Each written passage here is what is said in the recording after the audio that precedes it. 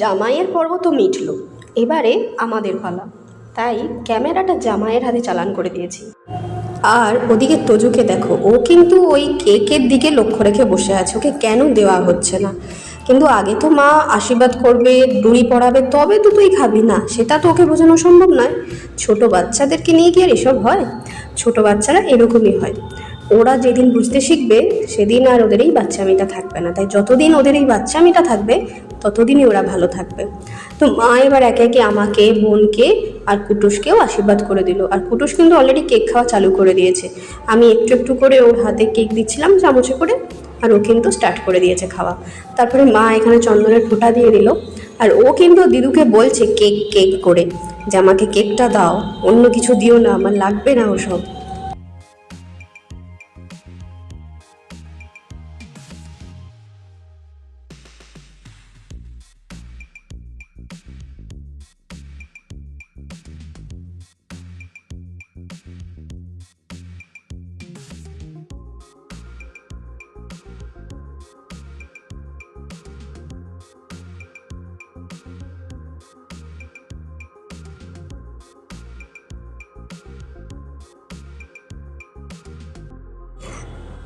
আর এই হচ্ছে প্রথম স্টার্টিং, জামাইয়ের জন্য আয়োজন।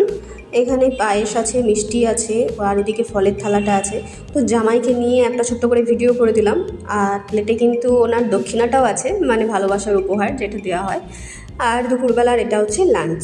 তো মা এই গরমে যে এত কিছু আয়োজন করেছে, এগুলো সবই কিন্তু ওই মানে সন্তানের প্রতি ভালোবাসা থেকেই আসে। ঠিক আছে? তো তোমরা জানিও জামাই ষষ্ঠীর এই ব্লগটা তোমাদের কেমন লাগলো। আর যদি ভালো লেগে থাকে তাহলে অবশ্যই লাইক, কমেন্ট, শেয়ার, সাবস্ক্রাইব করে দিও। দেখা হচ্ছে নেক্সট ব্লগে। ততক্ষণ সবাই ভালো থাকো, সুস্থ থাকো।